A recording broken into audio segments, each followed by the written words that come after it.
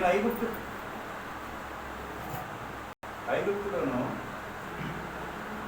ఐగుప్తులోను అరణ్యములను చేసిన సూచిక క్రియలను నా మహిమను చూచిన ఈ మనుషులందరూ ఈ 10 మారులు నా మాట వినక నన్ను పరిశోధించేది కాగా వారి పితరులకు ప్రమాణపూర్వకంగా నేను ఇచ్చిన దేశమును వారు చూడరు. ఎంత కఠినమైనటువంటి మాట, ఎంత కఠినమైనటువంటి మాట మనం ఈ మధ్యాహ్న కాల సభలో మనం వింటున్నాం. ఆనాడు వారిని అన్న ఆ పరమ తండ్రి ఈ రోజున మనల్ని కూడా అనకుండా మానేస్తాడా? అయితే వారిలో అనేక మంది ఆయనకి ఇష్టంగా లేరు కాబట్టి వారు ఏమైపోయారంటే అరణ్యంలో ఆకులు రాలినట్టుగా రాలిపోయారు.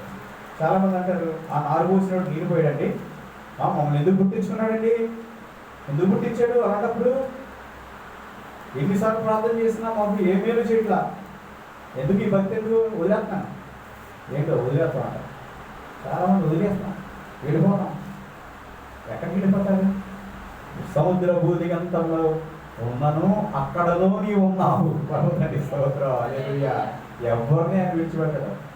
సముద్ర భూదిగంతములకు వెళ్ళినా సముద్ర భూదిగంతములకు వెళ్ళినా అక్కడ కూడా నీవు ఉన్నావు అంటున్నాడు భక్తుడు. మరి ఎక్కడి నుంచి ఎక్కడికి పారిపోతాం మనం? ఎక్కడికి పారిపోలేమండి. ఆయన సన్నిధిలోంచి ఎక్కడికి మనం పారిపోలేము.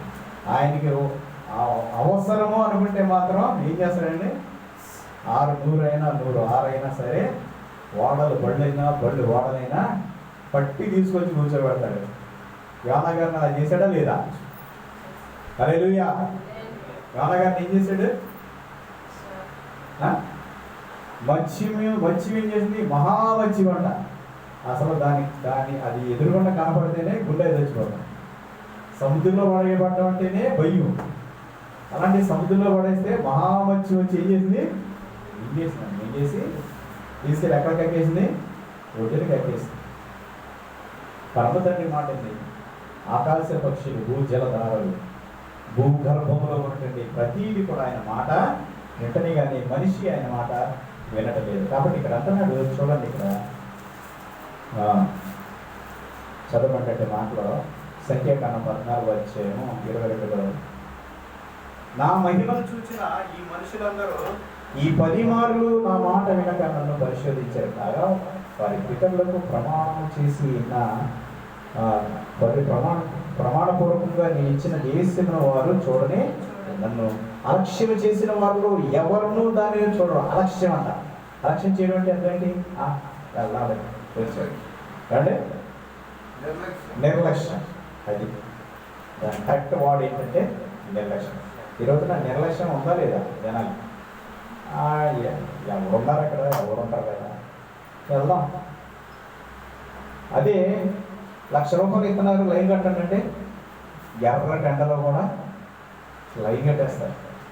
ఆఖరికి పిల్లల్ని తీసుకొచ్చి నిలబెడతారు. అప్పుడే పుట్టినోడు కూడా తీసుకొచ్చి లైన్లో నిలబెట్టారు. ఎందుకు ₹1,00,000 కావాలి? అది పుట్టినోడు ఉన్నా పోయినాడు కానవసరం. అంటే ప్రజలు ఏమి కోరుకుంటున్నారు?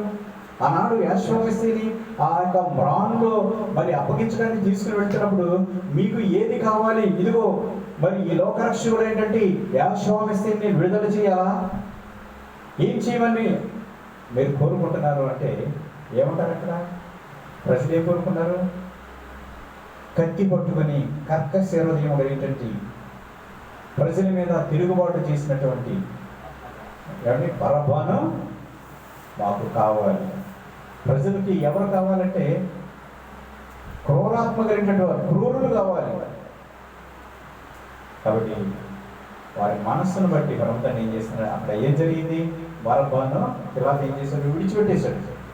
వెళ్ళిపోయారు బాబు. కరుణామయుడు ఏంటంటే, లోకరక్షకుడు ఏంటంటే, నీతిమంతుడు ఏంటంటే ఆ రక్షకుని కావాలని ప్రజలు కోరుకోవట్లేదు, నిన్ను కోరుకుంటున్నారు వెళ్ళు. కాబట్టి ఆయన నిర్లక్ష్యం చేశారట, అలక్ష్యం చేశారట ప్రజలు. ఆయన మాట వినలేదు. అందుకోసం ఆయన ఏం చేశాడంటే, ఆయన ఎన్నో అద్భుతాలు చేసి తీసుకొచ్చినటువంటి ఇశ్రాయేలు జనాంగాన్ని ఏం చేశాడు? అరణ్యంలో ఆకులు రానట్టుగా రాలిపోయారు అన్నమాట. చూడండి, ఇంకో మాట మనం చదువుతాం. హెబ్రీ పత్రిక 3వ అధ్యాయం 16వ వచనం. హెబ్రీ పత్రిక 3వ అధ్యాయం 16వ వచనం. పుట్టించిన వారెవరు? విని కోపము పుట్టించిన వారెవరు? మోషే చేత నడిపింపబడి మోషే చేత నడిపింపబడి ఐగుప్తులో నుంచి బయలుదేరి వచ్చిన ఐగుప్తులో నుంచి బయలుదేరి వచ్చిన వారందరే కదా. వీరందరే కదా. ఎవరి మీద ఎవరి మీద 40 ఏండ్లు ఆయన కోపగించెను. 40 ఏండ్లు ఆయన కోపగించిన పాపము చేసిన వారి మీదనే కదా. పాపము చేసిన వారి మీదనే కదా. వారి శవములు అరణ్యంలో రాగిపోయెను. తన విశ్రాంతిలో ప్రవేశింపని ఎవరిని గురించి ప్రమాణం చేసినో అవి తేలిన వారిని గురించియే కదా. కాగా అవిశ్వాసము చేతనే మీరు ప్రవేశింపలేకపోయారని గ్రహించుచున్నాము. అవిశ్వాసము చేత. చూసారు ఇక్కడ ఏమన్నారండి? అవిశ్వాసం చేత వారు ప్రవేశించట్లేదు. అందుకే ఆ అవిశ్వాసము చేత పరమతండ్రి మీద మరి ఎదురు తిరిగారు. మోషే అహరోనుల మీద ఎదురు తిరిగారు. వారిని శోధించారు. వారిని ఏం చేశారండి? ఆఖరికి పరమతండ్రినే శోధించేశారు. కాబట్టి ఆయన ఏం చేశాడు? ఆకులు రాలినట్టుగా రాజేశాడు. పరమతండ్రి స్తోత్రం. హల్లెలూయా. కాబట్టి దీన్ని బట్టి మనం నేర్చుకోవాల్సినటువంటి నీతి ఏంటంటే, మన భక్తిని బట్టి మనం రక్షించబడే పరిస్థితిలో ఉన్నామా లేదా, మనల్ని బట్టి పరమతండ్రి సంతోషిస్తున్నాడా లేదా అని మనం పరిశోధన చేసుకోవాలి. 2 పేతురు పత్రికలో 3వ అధ్యాయము 1వ వచనం చదువుతున్నాం. 2వ పేతురు పత్రిక 3వ అధ్యాయము 1వ వచనం. 2వ పేతురు పత్రిక 3వ అధ్యాయము 1వ వచనం.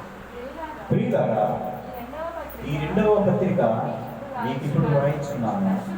పరిశుద్ధ ప్రవక్తల చేత పూర్వమందు పలుకబడిన మాటలను తండ్రి అయిన రక్షకుడు మీ అపోస్తలుల ద్వారా ఇచ్చిన ఆజ్ఞను మీరు జ్ఞాపకం చేసి కొనవలెనను విషయమును మీకు జ్ఞాపకం చేసి నిర్మలమైన మీ మనసులను రేపుచున్నాను. కనుక స్తోత్రం. హల్లెలూయా. పరిశుద్ధ ప్రవక్తల చేత పూర్వమందు పలకబడిన మాటలను మన అధిపతి అయిన రక్షకుడు మీ అపోస్తలుల ద్వారా ఇచ్చిన ఆజ్ఞను మీరు జ్ఞాపకం చేసుకున్నవారని విషయాన్ని మీకు జ్ఞాపకం చేసి నిర్మలమైన మీ మనసులను నేను రేపుచున్నాను. పరమతండ్రికి స్తోత్రం. హల్లెలూయా. పరిశుద్ధ ప్రవక్తల చేత పూర్వమందు పలకబడినటువంటి ఈ మాటలు ఈ యుగాంతంలో ఎందుకు అంటే ఈ పేతురు పత్రికలో ఎందుకు రాశాడు, హెబ్రీ పత్రికలో ఎందుకు రాశాడు? చాలా మంది అంటాడు కొత్త నిబంధన మేమంతా కొత్త నిబంధన జనులం, పాత నిబంధన మేము ఆది కాదు, పాత నిబంధన కొట్టివేయబడింది, కొత్త నిబంధన. ఈ కొత్త నిబంధనలు కూడా రాశాడు కదా. సో కాబట్టి వీరందరూ కూడా ఎలాంటి వాడు అంటే వారు స్వకీయ దురాశని వెతికేటువంటి జనాంగము, వారు నిర్జల మేఘముల వంటి వారు, గాలికి కొట్టుకుని పోయేటువంటి వారు. కాబట్టి పరిశుద్ధ ప్రవక్తల చేత రాయబడినటువంటి మాటలను పరమతండ్రి కడవరి కార్యంలో మనకు బుద్ధి కలగడానికి ఆయన తెలియజేస్తున్నాడు. ఎందుకు అంటే మరి మనము కూడా ఆయనకి ఇష్టంగా ఉన్నామా లేదా అనేది మనం తెలుసుకోవాలి. ద్వితీయోపదేశకాండంలో 2వ అధ్యాయము 15వ వచనాన్ని కూడా మనం చదువుతాం. ద్వితీయోపదేశకాండము డిటర్మినీ 2:15. సేన మధ్య నుండి వారిని సంహరించుటకు యాహోవా బాహువు వారికి విరోధముగా ఉండెను. హల్లెలూయా. యాహోవా బాహువు ఆయన హస్తము వారికి విరోధంగా లేచింది. అలాగే 1వ దినవృత్తాంతములు 10వ అధ్యాయము 1వ దినవృత్తాంతములు 10వ అధ్యాయము 1వ వచనం. ఫిలిష్తీయులు ఇశ్రాయేలుతో యుద్ధం చేయగా ఇశ్రాయేలీయులు నిలవలేక పారిపోయి ఎక్కడ పడిపోయారు? ఫిలిష్తీయులు ఎదుట నిలవలేకపోయారు. ఇప్పుడు వీళ్ళు ఫిలిష్తీయులు ఎవరండి? శరీర సంబంధులు. ఫిలిష్తీయులు శరీర సంబంధులైనటువంటి వారి ఎదుట ఎవరండి? యెహోవా ప్రజలు నిలబడలేకపోవడానికి గల కారణం ఏంటి అని మనం ఆలోచన చేస్తే, ఆయనకి ఇష్టమైనటువంటి భక్తి మనం చేయట్లేదు కాబట్టి ఆయన మనకి సహాయం చేయకుండా పక్కకున్నాడు అనమాట. కాబట్టి మనకి ఏమొస్తుంది? అపజయం వస్తుంది. ఎన్నిసార్లు ప్రార్థన చేసినా మనకి ఆన్సర్ రావట్లేదు. అపజయమే. ఎక్కడికి వెళ్ళినా సరే జయము లేదు. అపజయమే ఎందుకు కలుగుతుంది అంటే మనం ఎవరిని పట్టుకుని ముందుకెళ్తున్నాము? లోక సంబంధులైన ఫిలిస్తీన్లు పట్టుకుని మనం ముందుకెళ్తున్నాం, కానీ సర్వశక్తివంతుడైనటువంటి ఆ పరమ తండ్రి యొక్క మాట విని మనము వెళ్ళట్లేదు. అందుకే మరి ఏమవుతుంది, ఇక్కడ అపజయము అనేది కలుగుతున్నట్టు మనం చూస్తున్నాం. ప్రభువుకి స్తోత్రం. హల్లెలూయా. అలాగే రెండవ పేతురు పత్రిక కూడా 1:12 వచనంలో కూడా ఒక మాట మనం చదువుతాం. రెండవ పేతురు పత్రిక 1వ అధ్యాయము, 2వ పేతురు పత్రిక 1వ అధ్యాయము 12వ వచనం. కాబట్టి మీరు ఈ సంగతులను తెలుసుకొని మీరు అంగీకరించిన సత్యమందు స్థిరపరచబడి ఉన్నాను, వీటిని గురించి ఎల్లప్పుడూ మీకు జ్ఞాపకం చేయటకు సిద్ధంగా ఉన్నాను. హల్లెలూయా. కాబట్టి మీరు ఈ సంగతులను తెలుసుకొని మీరు అంగీకరించిన సత్యమందు స్థిరపడి ఉన్నాను, వీటిని గురించి ఎల్లప్పుడూ మీకు జ్ఞాపకం చేయడానికి సిద్ధంగా. ఎందుకు జ్ఞాపకం చేస్తారంటే, పితరుల గురించి ఎందుకు మనకి జ్ఞాపకం చేయబడుతుంది? ఎందుకు అంటే వారు అవిధేయతలో వారు పొందారు కాబట్టి, అవిధేయతలో వారు ఉన్నారు కాబట్టి, వారు పరమ తండ్రి బిడ్డలైనప్పటికీ కూడా, ఆయనతో నడిచినప్పుడు కూడా ఆయనకి ఇష్టంగా వారి జీవితం లేదు కాబట్టి, వారు అరణ్యంలో కూలిపోయారు కాబట్టి, ఈ భూమి మీద ఉన్న మనం కూడా మనం చేసే భక్తి ఆయనకి ఇష్టంగా ఉండాలి, ఆయన ఆజ్ఞలు విధులు కట్టబట్టి మనం జీవించాలి, పరమ తండ్రికి ఇష్టపూర్వమైన జీవితం మనం కలిగి ఉండాలి. ఒకవేళ అలా లేని పక్షంలో మనం కూడా ఏమవుతున్నాం, కూలిపోయేటువంటి పరిస్థితిలోనే ఉంటాము అని వాక్యం మనకి తెలియజేస్తున్నటువంటి మాటను మరి పేతురు గారు పేతురు పత్రికలో మన పేతురు గారు హెచ్చరిస్తున్నాడు అనమాట. పరమతండ్రి స్తోత్రం. హల్లెలూయా, హల్లెలూయా, హల్లెలూయా. ఆఖరిగా మనం వచ్చిన చూసి మనం ముగించుకుందాం. రోమపత్రిక 15వ అధ్యాయము 15వ వచనం. రోమపత్రిక 15:15 మనం చదువుకొని మనం ముగింపులోకి మనం వెళ్ళిపోదాం. అయినను పరిశుద్ధాత్మ వలన పరిశుద్ధపరచబడి ప్రీతికరమగునట్లు నేను సువార్త విషయమై యాజక ధర్మము జరిగించుచు ఎలోహిం చేత నాకు అనుగ్రహింపబడిన కృపను బట్టి అన్యజనుల నిమిత్తము యాషువ మెస్సయ్య పరిచారకుడనైతిని. ఇది హేతువు చేసుకొని మీకు జ్ఞాపకం చేయవలనని ఉండి ఎక్కువ ధైర్యం కలిగి సంక్షేపంగా మీకు రాయుచున్నాను.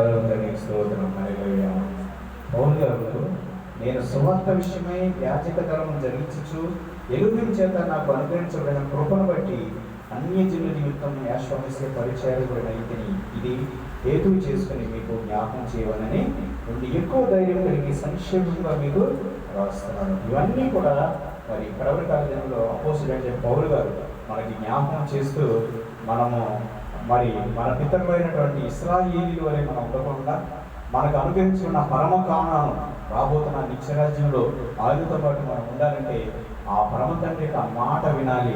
ఇశ్రాయేలు వినుము, నీ తండ్రి అని యెహోవా అద్వితీయుడైన నీ పూర్ణ హృదయంతో, నీ పూర్ణాత్మతో, నీ పూర్ణ శక్తితో నీ తండ్రి అని యెహోవాను నీవు ప్రేమించాలి అని ఎందుకు ఈ లేఖనాల ద్వారా మనకు హెచ్చరిస్తున్నాడంటే, మనం నరకం వైపు వెళ్ళిపోకుండా, పరమ తండ్రిని విడిచిపెట్టి మనం దూరంగా పారిపోకుండా, వెళ్ళిపోకుండా మనల్ని హెచ్చరిస్తూ మరలా ఆయన దగ్గరకు మనం తీసుకురావడానికి మరి అపోస్తలుడైన పౌలు గారు అనేకమైన పత్రికల ద్వారా, యోధా మరి ఆ పత్రిక ద్వారా, మరి అనేక హెబ్రీ పత్రిక ద్వారా, రోమా పత్రిక ద్వారా మనల్ని హెచ్చరించడానికి యుగ సమాప్తిలో యుగాంతమందు జీవించుతున్న మనకు బుద్ధి కలగడానికే ఈ పరిశుద్ధ లేఖనాలు రాయబడ్డాయని మనం ఇచ్చున్నామంట. పరమ తండ్రి తను మాట్లాడే విషయంలో ఆయన మొహమాటం లేకుండా లేఖనాన్ని మనకి బోధిస్తూ ఉంటాడు అనమాట. అలాంటప్పుడు మనం ఆ మాటలు విని మన జీవితంలో ఉన్న లోపాలు సరి చేసుకుంటే మనం అదృష్టవంతులము, లేకపోతే మనం ఎవరండి ధన్యులు. ఒకవేళ లేని పక్షంలో మరి మనం చేసినటువంటి అతిక్రమం బట్టి మన మీదకి వచ్చినటువంటి ఆ శ్రమ, ఆ రోజున ఇశ్రాయేలీయుల మీదకి వచ్చింది. వారు ఏమైపోయారంటే అరణ్యంలో రాలిపోయారు. ఇంకా వాళ్ళకంటే జీవితం లేదు, వాళ్ళకంటే లైఫ్ లేదు. తర్వాత ఇంకా వారి జీవితమే లేకుండా పోయింది. ఒక్క కాలేబు యెహోషువ మాత్రమే వారి ద్వారా ఆయన అద్భుత కార్యాలు జరిగించుకుంటూ, ఆశ్చర్య కార్యాలు జరిగించుకుంటూ, మరలా తన యొక్క జయంత్రయాత్రను ఆయన కంటిన్యూ చేసుకుంటూ, ఆయన యొక్క విజయంగా ఆఖరిగా యెహోషువ మెస్సీగా ఆ శరీరాన్ని ధరించి ఈ భూలోకానికి ఆయనే వచ్చి మనందరి కోసం చనిపోయి ఆయన రక్తం ద్వారా మన కొనుక్కొని ఆయన ఒక జనాంగంగా చేసుకుని ఆయనకు నవ వధువుగా ఆయన మనం సిద్ధపరచుకుని ఆ వధువుతో వివాహం చేసుకోవడానికి మరలా ఆయన రాబోతున్నాడు. ఈ సమయంలో మనం ఎలా ఉండాలి? మూడుతైనను మత్సైనను డాగైనను అటు ఏదైనా లేకుండా మహిమగల సంఘంగా ఆయన ఎదుట మనం నిలబడాలంటే ఆయన ఆజ్ఞలు విధులు కట్టడలు గైకొనాలి. ఆయన న్యాయ విధులను మనం గైకొనాలి. ఆయన మాట మనము వినాలి. విని ఎడల మనకి విని ఎడల పరమ తండ్రికి స్తోత్రం. హల్లెలూయా. వింటే మనం ఆశీర్వదించబడతాం. పరమ తండ్రి కొన్ని మాటలు తను దీవించి ఆశీర్వదించిన తర్వాత ఆమేన్. హల్లెలూయా. ప్రార్థన చేసుకుందాం.